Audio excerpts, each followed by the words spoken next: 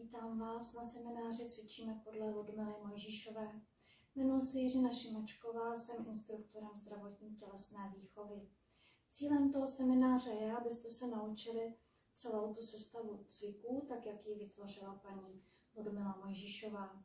Sestava cviků je určena pro širokou veřejnost, mohou ji cvičit muži, ženy i děti, mohou cvičit i těhotné, akorát si nebudou lehat na břicho, využijí polohu klek anebo polohu na boku. Sestava cviků pomáhá všem, kteří mají bolesti zad, nebo ženám, které mají nějaké gynekologické problémy, a potom ženy po porodu se tou sestavou mohou vrátit zpět do kondice.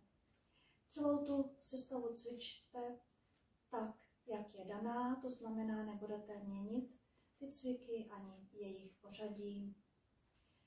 Cviky cvičte alespoň 5krát, celou tu sestavu cvičte alespoň jednou denně, můžete i vícekrát, a po takovém měsíci nebo 2 měsících byste měli už na sobě vidět ty výsledky.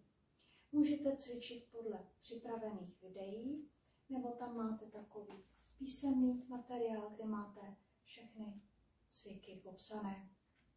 Připravíte si nějakou podložku, potom si připravíte pevnou neotáčecí židli, nějakou stoličku nebo podložky tak 20 cm vysoké a potom nějaký poštářek nebo složený ručník.